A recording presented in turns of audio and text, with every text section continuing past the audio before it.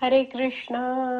श्रीमद भगवद्गीता जशी आहे तशी अध्याय 14वा. अध्यायाचं नाव आहे गुणत्रय विभाग योग. 4था श्लोक वाचत आहोत आणि त्याचं तात्पर्य दुसऱ्या ओळीपासून पुढे वाचायला सुरू करत आहोत. सुरू करण्याआधी श्रील प्रभुपादांना प्रार्थना करूया.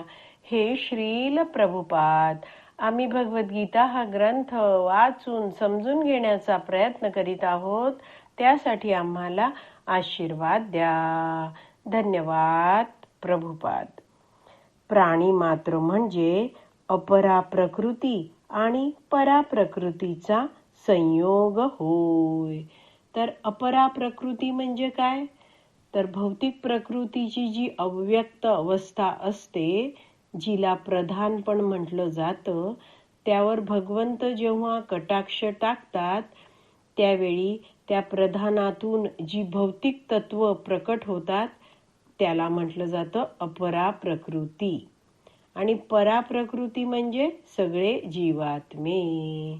तर या जगतामध्ये आपण एखादा प्राणी बघतो आहे त्यावेळी जाणलं पाहिजे की हे जे दिसतंय शरीर ते भौतिक तत्वांनी म्हणजे अपरा प्रकृतीने बनलेलं आहे आणि त्यात जीवात्मा आहे. जीवात्मा म्हणजे परा प्रकृती आहे. म्हणून इथे म्हटलं आहे प्राणी मात्र म्हणजे अपरा प्रकृती आणि परा प्रकृतीचा संयोग होय. तर अशा प्रकारे या भौतिक जगतात जे सगळे जीव आहेत ते जी काही शरीर धारण करत असतात तर ते शरीर म्हणजे काय? तर अपरा प्रकृती आणि परा प्रकृतीचा संयोग आहे. पुढे वाचूया. असे जीव केवळ याच ग्रहलोकात आढळतात असे नाही. तर असे सगळे जीव जे आहेत ज्यांचा उल्लेख केलेला आहे तर ते फक्त या पृथ्वीवरच राहतायत असं नाहीये. तर अतिउच्च ब्रह्मलोकासहित इतर सर्व लोकांवर आढळतात. तर अगदी ब्रह्मलोक अगदी वरचा ग्रहलोक आहे आणि अगदी खालचा ग्रहलोक म्हणजे पाताळ लोक आहे. सगळीकडेच हे जीव आहेत ते आढळतात. सर्व लोकांवर आढळतात म्हणजे सगळ्या ग्रहलोकांवर हे जीव आढळतात. तर जीव म्हणजे जीवात्मे. तर इथे हेच प्रभुपादांनी सांगितलंय की केवळ पृथ्वीवरच जीव असतात असं नाही. प्रत्येक ग्रहलोकांवर जीव आढळतात आणि आपण जाणतो की 14 भुवन आहेत. खालचे 7 पाताळ आहेत, मध्यभागी भूमंडल आहे आणि वरचे 6 उच्च लोक आहेत. तर खालचे 7 पाताळ कोणते आहेत? अतल, वितल, सुतल, तलातल, महातल, रसातल आणि पाताळ. हे सप्त पाताळ आहेत जे भूमंडलाच्या खाली आहेत, ज्याला अधोलोक, खालचे लोक पण म्हटलं जातं. वरती जे आहे आपण राहतो ते आहे भूमंडल. तर भूमंडलावर पृथ्वी आहे आणि वरची जी लोक आहेत जे ग्रहलोक आहेत त्यांना म्हटलं जातं म्हणजे भूमी आहे भूमंडल, त्याच्यावरचं भूमंडलाला म्हटलं जातं भूलोक.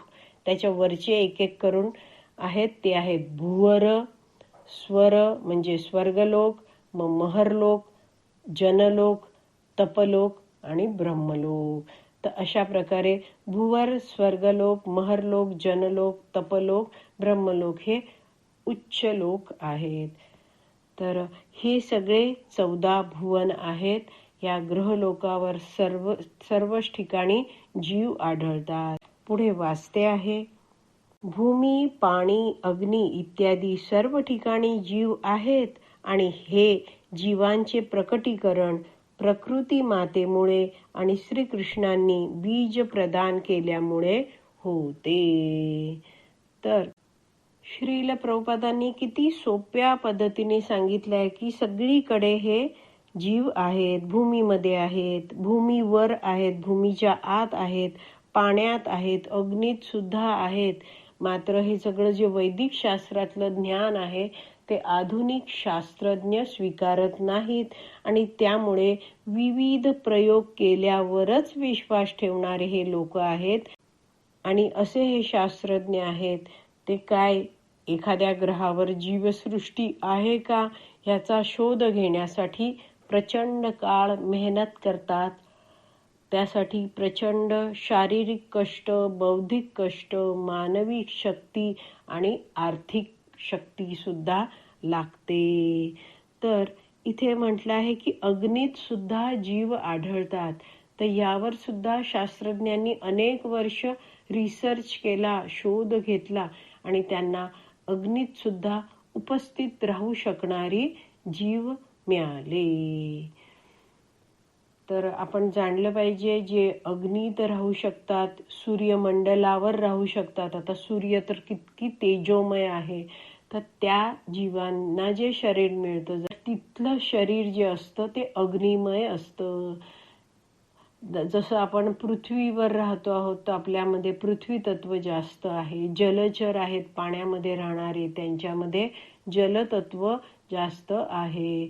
तर अशा प्रकारे विविध जीव आहेत ते विविध प्रकारची ही सगळी शरीरं प्राप्त करत आहेत आणि सगळीकडे सगळ्या ग्रहलोकांवर हे जीव आहेत ते आढळतात. आणि या जीवांचं प्रकटीकरण आहे ते प्रकृती मातेमुळे आणि श्रीकृष्णांनी बीज प्रदान केल्यामुळे होतं. हा मुद्दा आपण आधीच जाणून घेतला आहे.